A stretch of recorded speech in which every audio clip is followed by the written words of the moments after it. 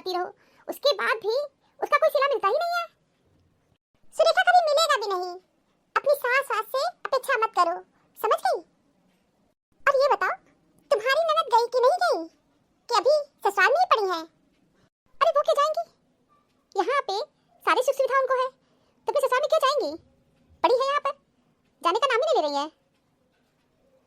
सुरेखा, तुम्हें एक उपाय बताएं? तुम अपनी ननद से कह क्यों नहीं देती? बातों ही बातों में कह दो कि आप अपनी ससुराल कब जाएंगी।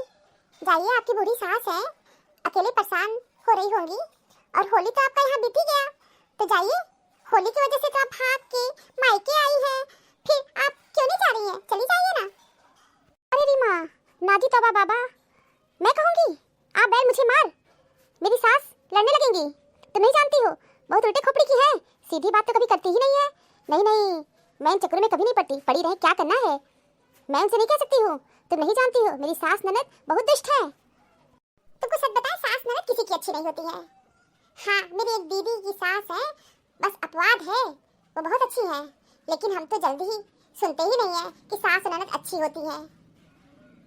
भाभी, कब से देख रहे हैं आप मेरी और मम्मी की बुराई कर रही हैं।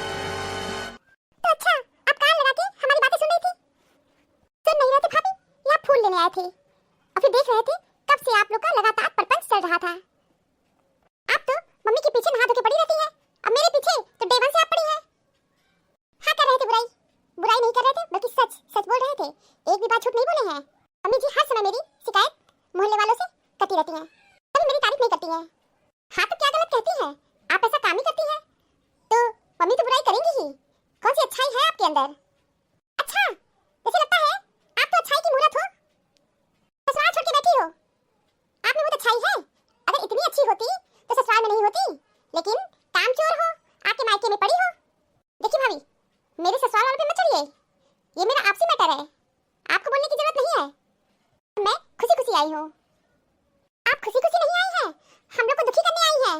हम तो दुखी ही हैं, जब से आप आई हो हम तो दुखी हैं। अब देखो ना, अकेले सुकून से बात भी नहीं करने दे रही हो, यहाँ भी कान लगा के सुनने चली आई। होली पे दिन रात इतना मर मर के काम किए, लेकिन नहीं, उसकी कोई प्रशंसा नहीं है। बस हर समय मम्मी जी मेरी नाते रिश्तेदारों मोहल्ले टोलों वालों से मेरी बुराई करती रहती हैं।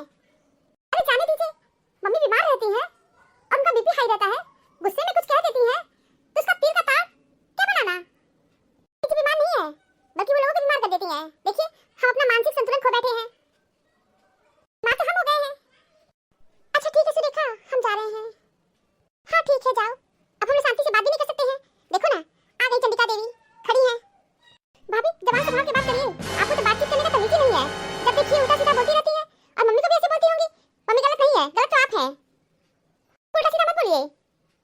ओहो, अभी तो हम बहुत अच्छा शब्द बोले थे, दरअसल आप है सुपनका।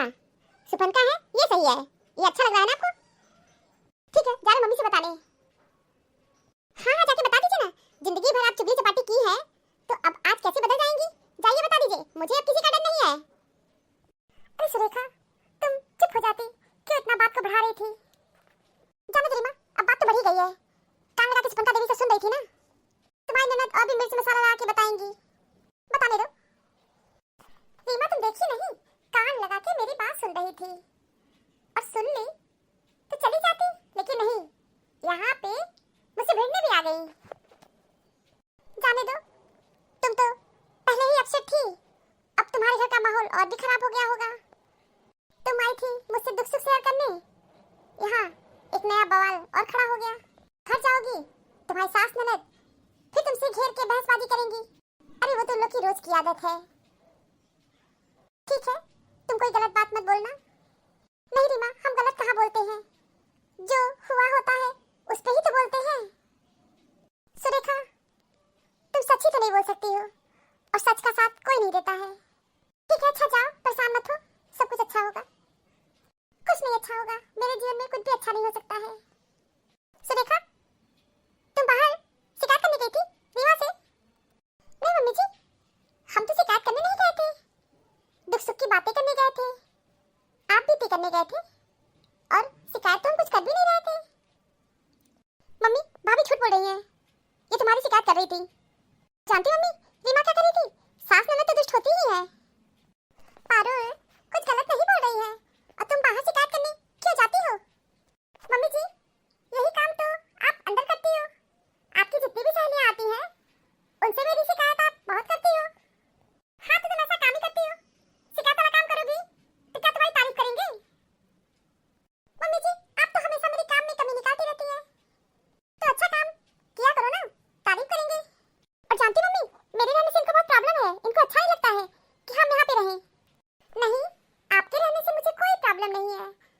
मैं तो ये चाह रही थी कि आपकी सास ओल्ड हो गई है, अब बुढ़ापे में अकेले वो खाना बना रही है, तो हम तो उनकी दिक्कतों को सोच करके ये सोच रहे थे कि आप यहाँ पे क्यों बैठी हैं।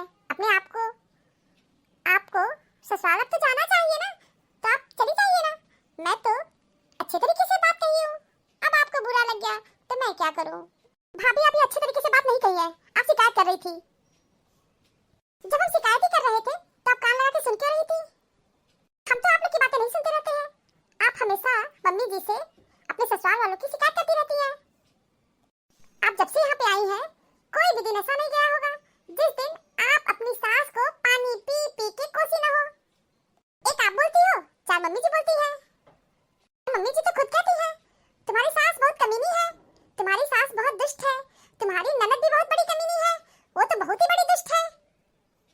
बोलिए ना मम्मी जी, आप ये सब बातें पारू के सामने बोलती हो कि नहीं। हाँ बोलते हैं, इसकी सास वास्तव में बहुत दुष्ट है।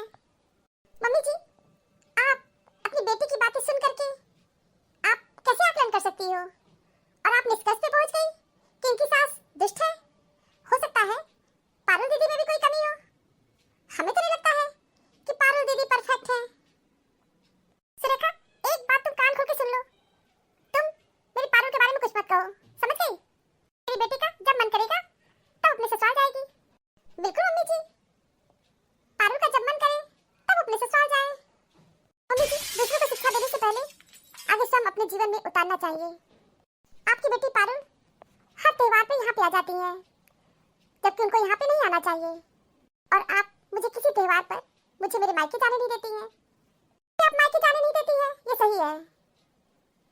आपकी बेटी त्योहार पर अपने ससुराल में नहीं रहती है, ये भी सही है। ये दोनों बातें कैसे सही हो सकती हैं। मुझे दुख इस बात का है कि आपको मेरी कोई अच्छाई नजर नहीं आती है, और मुझे तो लगता है आपकी बेटी में कोई अच्छाई है ही नहीं, इसीलिए वो अपने ससुराल में टिक नहीं पा रही है। सुरेखा, अब तुम मेरी बेटी के बारे में बहुत ज्यादा बोल रही हो, मुझे अच्छा नहीं लग रहा है। चुप हो जाओ, गलत बोल रही हो। क्या सुशीला, बात का बतंगड़ बना रही हो। सुरेखा कुछ भी गलत नहीं कह रही है। और सुशीला, तुम भी अपना आपा बहुत जल्दी खो देती हो, ठंडे दिमाग से कोई काम ही नहीं करती हो। आप देख रहे हैं ना कैसे मेरी बेटी की शिकायत कर रही है ये। सुशीला, तुम एक सास हो, जरा पारू की सास थोड़ी देर के लिए बन के देखो। तुम्हारी बहू आए दिन अगर मायके चली जाती तो क्या तुम्हें अच्छा लगता। पारुल हर तीज त्योहार पर यहाँ चली आती हैं, तुम उनकी सास के बारे में कभी सोची। लेकिन तुम इनकी सास को बस एक उपाधि दे दी हो, पारुल की सास ननद बहुत दुष्ट है। तो तुम्हारे बारे में भी तो कोई ऐसी बातें कर सकता है, तुम कभी ये सब सोचती ही नहीं हो। और रही बात सुरेखा की, तो सुरेखा तो किसी तीज त्योहार पर अपने मायके नहीं जाती है, और होली का सारा काम अकेले की है कि नहीं, बताओ मुझे। पापा, आप ही भाभी का साइड ले रहे हो। बेटा, मैं किसी का साइड नहीं ले रहा हूँ, मैं एक सही बात बोल रहा हूँ। और मैं कह रहा हूँ तुमको अपने ससुराल जाना चाहिए। जाओ, तुम्हारी सास की भी तबीयत ठीक नहीं रहती है, जाओ अपने ससुराल में उनका ध्यान रखो। हाँ पारुल, तुम्हारे पापा बिल्कुल सही कह रहे हैं, तुमको भी अपने अब ससुराल जाना चाहिए। होली बीत गया है, जाओ अपने ससुराल चली जाओ। क्या मम्मी, तुम भी सबकी बातों में आके मुझे अपने ससुराल जाने को कह रही हो। देखो मम्मी, हम अभी अपने ससुराल नहीं जाएंगे, मेरी सास हमसे बहुत काम करवाती है, और तुम तो जानती हो मुझे किचन में काम करना अच्छा नहीं लगता है। बहन जी नमस्ते। नमस्ते बहन जी, हैप्पी होली। हैप्पी होली बहन जी। बहन जी, हम ये कह रहे हैं मेरी तबीयत ठीक नहीं है, पारुल को भेज दीजिए आप। हाँ हाँ बहन जी, हम पारुल को भेज देंगे, परेशान मत होइए बहन जी, शाम तक पारुल वहाँ पे पहुँच जाएंगी। और सॉरी बहन जी, मुझसे बहुत बड़ी गलती हो गई कि हम पारुल को तीज त्योहार पर अपने घर बुला लिए। आइंदा हम ये गलती नहीं करेंगे। कोई बात नहीं बहन जी, हर लड़कियों को अपने मायके बहुत अच्छा लगता है। हाँ हाँ बहन जी, ये सब बातें तो ठीक है, पर मुझसे भी बहुत गलती हुई है।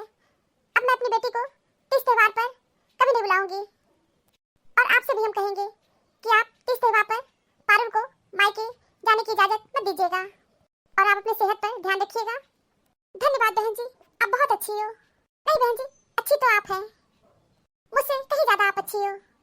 आप मेरी बेटी को झेल रही हो, और मुझे बहुत अच्छी तरह पता है कि मेरी बेटी कैसी है, और ये बात हर माँ को पता होता है कि उसकी बेटी कैसी होती है। हाँ बहन जी, आप बिल्कुल सही कह रही हो, हर माँ को पता होता है कि उसकी बेटी कैसी है। ठीक है बहन जी, आप चिंता मत करिए, शाम तक पारुल अपने ससुराल पहुंच जाएंगी। नमस्ते बहन जी। नमस्ते। पारुल जाओ अपना सामान पैक करो, क्योंकि तुमको शाम को अपने ससुराल जाना है। हाँ जा रहे मम्मी अपना सामान पैक करने, अब यहाँ कभी नहीं आएंगे। आखिर तुम आ गई ना भाभी के चक्कर में। हाँ हाँ ठीक है, जाओ अपना सामान पैक करो। ठीक है मम्मी जा रहे हैं, कभी नहीं आएंगे, कभी नहीं आएंगे यहाँ पे। सब कुछ भाभी की वजह से हुआ है। चोर कोतवाल को डांटे। एक पेड़ पर बैठा पक्षी कभी भी डाल टूटने से नहीं डरता, क्योंकि उसका भरोसा डाल पर नहीं बल्कि खुद के पंखों पर होता है। हमेशा खुद पर विश्वास रखें।